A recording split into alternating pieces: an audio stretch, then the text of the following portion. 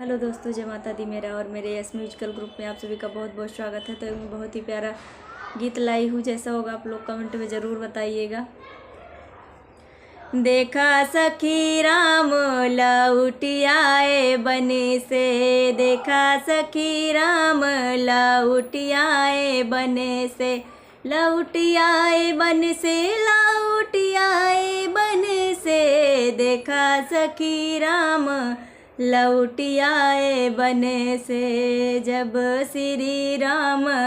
बगियवा में पहुँचे, जब प्रभु राम बगियवा में पहुँचे,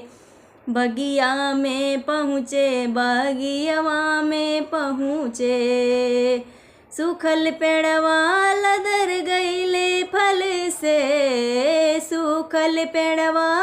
लदर गईले फल से, देखा सखी राम जी लौट आए वन से, देखा सखी राम जी लौट आए वन से। जब श्री राम कुवनवा पे पहुँचे, जब प्रभु राम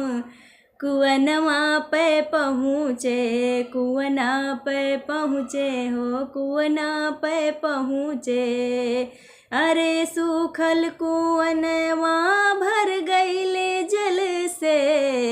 अरे सूखल कुवनवा भर गईले जल से, देखा सखी राम जी लौट आए बन से,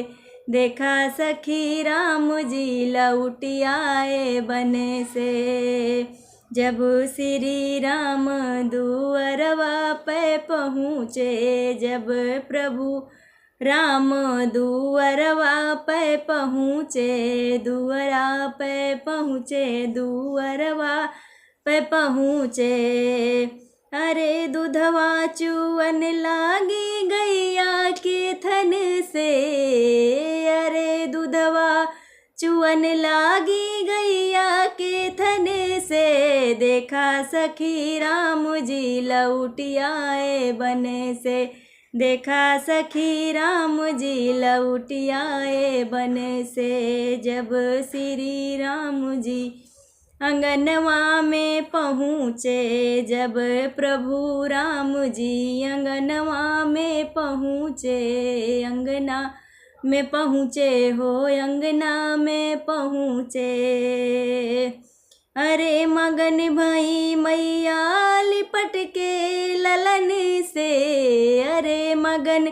भई मैया लिपट के ललन से, देखा सखी राम जी लौट आए बन से, देखा सखी राम जी लौट आए बन से, लौट आए बन से, चले आए बन से, देखा सखी राम जी चले आए बन से।